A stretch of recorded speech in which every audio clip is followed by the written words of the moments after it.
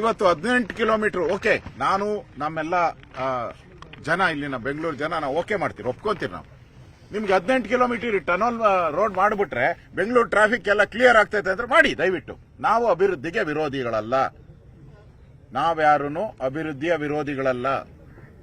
ಅಭಿವೃದ್ಧಿ ಮಾಡಿ, ನಾವು ಬೆಂಬಲ ಕೊಡ್ತೀರಿ. ಈ 18 ಕಿಲೋಮೀಟರ್ ಟನಲ್ ರೋಡ್ ಮಾಡಿದ ತಕ್ಷಣ ಬೆಂಗಳೂರು ಟ್ರಾಫಿಕ್ ಎಲ್ಲ ಕ್ಲಿಯರ್ ಅನ್ನಂದ್ರೆ ಇವತ್ತೇ ಶುರು ಮಾಡಿ, ನಾವು ಬರ್ತೀರಿ ನಿಮ್ ಜೊತೆ. ಕೊಡ್ತೀರಾ ಗ್ಯಾರಂಟಿ? ಇಲ್ಲ. 70% ವೆಹಿಕಲ್ ಟೂ ವೀಲರ್ ಇರೋದು, 70% ವೆಹಿಕಲ್ ಟೂ ವೀಲರ್ ಇರೋದು. ನೀವು 70% ಜನ ಬಿಟ್ಬಿಟ್ಟು 10% ಜನದ ಯೋಗಕ್ಷೇಮ ನೋಡುವಂಥದ್ದು ಎಲ್ಲಿ ಸರಿ ಇದೆ ನಿಮ್ದು? ನಾನು ಹೇಳುವಂಥದ್ದು ಓಕೆ, ನೀವು ಈ ಟನಲ್ ರೋಡ್ ಮಾಡಕ್ ಮುಂಚೆ ಮೇಲೆ ರೋಡ್ ಇದೆಯಲ್ಲ, ಹಳ್ಳ ಗುಂಡಿಗಳು ಗಿನ್ನಿಸ್ ರೆಕಾರ್ಡ್ ಆಗಿದೆಯಲ್ಲ, ಲಿಮ್ಕಾ ರೆಕಾರ್ಡ್ ಮುರಿದು ಈಗ ಗಿನ್ನಿಸ್ ರೆಕಾರ್ಡ್ಗೆ ಹೋಗ್ತಾ ಇದೆ. ಹಳ್ಳ ಬಿದ್ದಿರೋ ರಸ್ತೆಗಳು.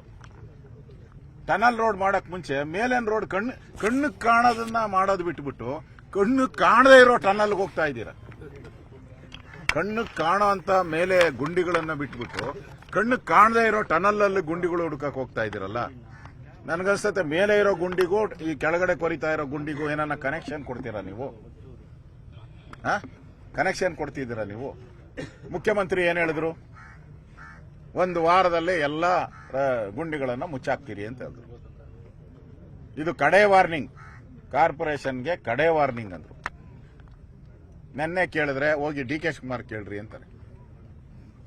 ಏನಂದ್ರೆ ಶಿಫ್ಟಿಂಗ್ ನಿಮ್ದು ನವೆಂಬರ್ ಕ್ರಾಂತಿ ಇದೆಯಲ್ಲ, ಆ ಶಿಫ್ಟಿಂಗ್ ಕ್ರಾಂತಿನ ಇದು? ಏನ್ ನೀವು ಅರ್ಥ ಏನ್ ನೀವು? ಬೇಜವಾಬ್ದಾರಿ ಹೇಳಿಕೆ ಸಿಎಂದು. ಯಾಕೆ ಹೇಳ್ಬೇಕಾಯ್ತು 1 ವಾರ ಅಂತೇಳಿ? ಬೆಂಗಳೂರು ಜನ ಕಾತರತೆಯಿಂದ ಕಾಯ್ತಾ ಇದ್ರು. ಒಬ್ಬ ಮಹಾರಾಜ್ಯದ ಮುಖ್ಯಮಂತ್ರಿ ಇಷ್ಟು ಹೇಳ್ತಾರೆ ಅಂತ ಹೇಳಿದ್ರೆ ಮುಗಿದೋಯ್ತು, ಎಲ್ಲ ಆದಂಗೆ, ಈ ರಾಜ್ಯಕ್ಕೆ ಅವರೇ ಅಧಿಪತಿ ಅಂತ ಹೇಳಿದ್ರು. ಆ ಅಧಿಪತಿಗೆ 3 ನಯ ಪೈಸದ ಬೆಲೆ ಕೊಟ್ಟಿಲ್ಲ ಕಾರ್ಪೊರೇಷನ್ ಅವರು. ಅಧಿಕಾರಿಗಳು ಹೇಳ್ತಾರೆ ಇನ್ನು 25,000 ಗುಂಡಿ ಮುಚ್ಚಬೇಕು ಅಂತ. ಇನ್ನು 25,000 ಗುಂಡಿ. No reaction. ಮೇಲೆ ಬಿದ್ದಿರೋ ಗುಂಡಿಗಳಿಗೆ ನೋ ರಿಯಾಕ್ಷನ್. ಭೂಮಿ ಒಳಗಿರೋ ಗುಂಡಿ ತೋಡೋ ಅಂತದಕ್ಕೆ ಫುಲ್ ರಿಯಾಕ್ಷನ್. ಯಾಕೆ? 48,000 ಕೋಟಿ ಅಲ್ಲ ಪ್ರಾಜೆಕ್ಟ್ ಟೋಟಲ್? 43,000. ಎತ್ತಿನ ಹೊಳೆ 8,000 ಕೋಟಿ.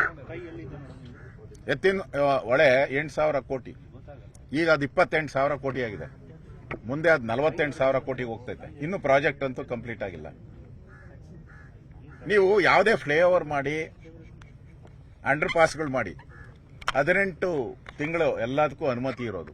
ಯಾವ್ದಾದ್ರೂ ಮುಗ್ದಿದ್ರೆ ತೋರಿಸಿ ನನ್ನ ಹತ್ರ. ಕಾರ್ಪೊರೇಷನ್ ಅಲ್ಲಿ ಯಾವ್ದಾದ್ರು 18 ತಿಂಗಳಲ್ಲಿ ಮುಗಿಸಿರೋದು ಯಾವುದೂ ಇಲ್ಲ. ಎಲ್ಲ 4 ವರ್ಷ, 5 ವರ್ಷ, 6 ವರ್ಷ. ಈಜಿಪುರ ಫ್ಲೈಓವರ್ 12 ವರ್ಷ, 1 ಕಿಲೋಮೀಟರ್ ಇಲ್ಲ, ಅದು ಅರ್ಧ ಕಿಲೋಮೀಟರ್, 1 ಕಿಲೋಮೀಟರ್ ಮಾಡಿರೋದು ಅದರಲ್ಲಿ.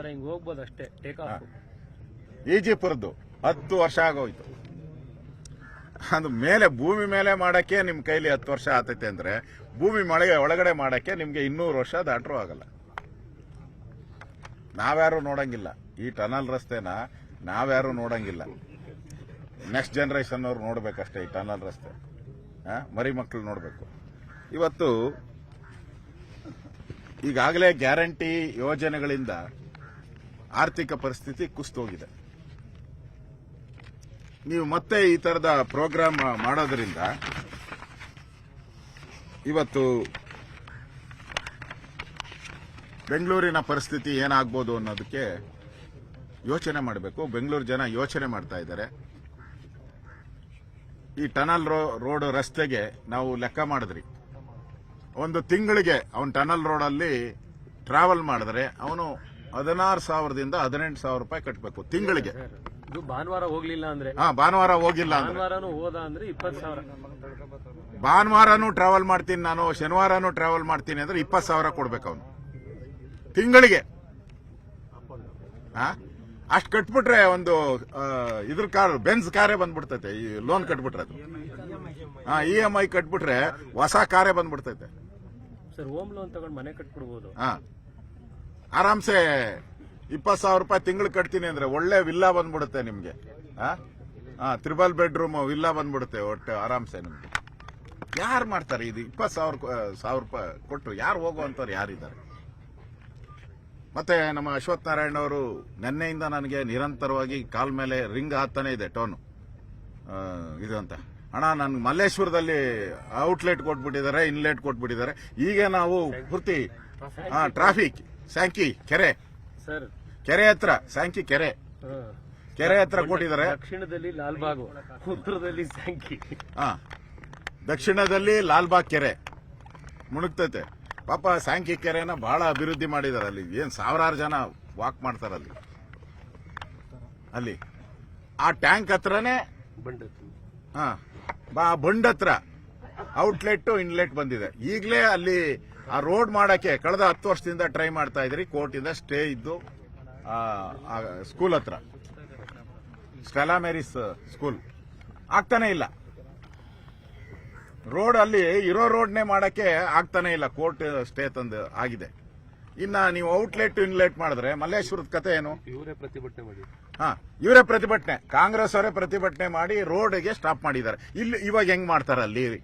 ನಾನು ಅವ್ರಿಗೆ ಪ್ರಶ್ನೆ, ನೀವೇ ಅಲ್ಲಿ ಸ್ಯಾಂಕಿ ಟ್ಯಾಂಕ್ ರೋಡ್ ಮಾಡೋವಾಗ ಕಾಂಗ್ರೆಸ್ ಅವರೆಲ್ಲ ಹೋಗಿ ಪ್ರತಿಭಟನೆ ಮಾಡಿ ನಿಲ್ಸಿದ್ರಿ. ಅದೇ ಜಾಗದಲ್ಲಿ ಇವತ್ತು ಇನ್ಲೆಟ್ ಔಟ್ಲೆಟ್ ಮಾಡ್ತಾ ಇದ್ದೀರಲ್ಲ, ನಿಮಗ್ ಮಾನ ಮರ್ಯಾದೆ ಇದೆಯಾ? ಯಾವ ಕಾರಣಕ್ಕೋಸ್ಕರ ಇವತ್ತು ಅಲ್ಲಿ ಔಟ್ಲೆಟ್ ಮಾಡಿದ್ರಿ? ಈಗಲೇ ಮಲ್ಲೇಶ್ವರ ಜಾಮ್ ಆಗಿದೆ. ವಿಧಾನಸೌಧಕ್ಕೆ ಹೋಗುವಂತ ದಾರಿ ಅದು. ಅಲ್ಲೇ ನೀವು ಇನ್ಲೆಟ್ ಔಟ್ಲೆಟ್ ಮಾಡಿದ್ರೆ ನಾಳೆ ಅಸೆಂಬ್ಲಿ ನಡೆಯೋದೇ ಡೌಟು. ಆ ಪರಿಸ್ಥಿತಿ ಟ್ರಾಫಿಕ್ ಜಾಮ್ ಆಗ್ತೈತಿ. ಅಂದ್ರೆ ಈ ಒಂದು ಪ್ರಾಜೆಕ್ಟ್ ಏನಿದೆ ಇಲ್ಲಿ ಪೂರ್ತಿಯಾಗಿ ಇದನ್ನ ನೀವು ನೋಡಿದ್ರೆ ಇದರಿಂದ ಸಾರ್ವಜನಿಕರಿಗೆ ಏನು ಹೆಲ್ಪ್ ಆಗೋ ತರ ಕಾಣಲ್ಲ.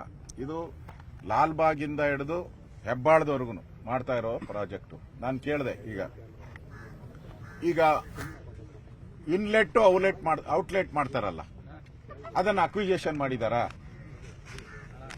ಮಾಡಿಲ್ಲ.